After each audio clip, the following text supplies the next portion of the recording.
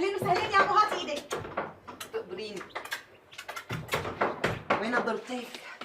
مطرقه بأوضتها. يا حسن بلا شوفتها من عند الصبح، لانه وشها احلس املس من شافه من عند على بكره افلاس. اضرب هي وشوفتها وشوفت امها. ليكي ما رح بطيش لانه رايحه لعند ام زكي. ايه لا حبيبتي، ما في روحها غير لتتغدي عندي. شو طابخه اليوم؟ عامله شاكريه، بس شو شاكريه بتنهدى الملوك. لا اذا عامله شاكريه معناتها بتغدى معي. ان شاء الله مطرح ما يسري يمري ومطرح ما يبني يأسس، سنه حسن وعوافي. الله يعافيكي يا حق. مين اللي عم ينظف البيت؟ مو انا يا مو، ضرتي قايمه بكل شغل البيت. بري عليكي، هيك بدي اياكي. واوعك ولك لطفيه تاخذيها رفيقه او تعطيها وش بعدين تتأنزع عليكي. لا يا مو، انا ما عم حاكيها ولا عم بتحاكيني.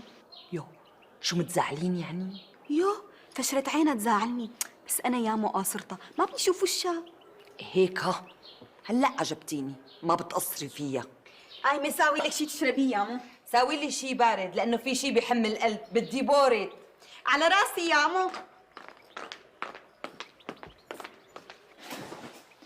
بتعلمها علي؟ ماشي يا لطفية، ماشي انت وامك، رح بتشوفي مني شيء لسه ما شفتيه بعمرك. يا مو قلت لك، هو قال لي روحي لعند امك ونامي عندها اليوم. هيك من الباب للطاقة قال لك روحي لعند امك ونامي عندها اليوم؟ ايه من الباب للطاقه قال لي روحي لعند امك ونامي عندها اليوم. لا تكونوا متزعلين مع بعضكم لك لطفية. لا يا شو متزعلين، يقبر قلبي عصام، انا وياه مثل السمنه على العسل. الحمد لله. طيب ما قال لك لوين رايح لعند مين شو بده يساوي؟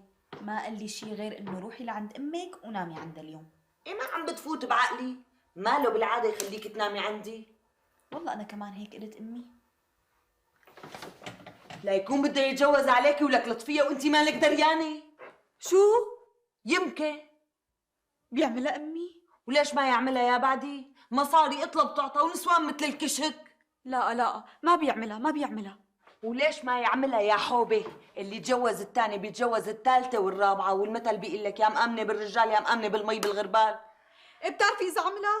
والله لحتى شو لطفية خانم شو؟ لحتى ازعل منه كثير يا مو. يلوى على اساس كثير زعلان على زعلك. هو اللي بده يتجوز فوق مرته ما بيسأل عليها ولا بياخذ اذنها اصلا. ها طقك.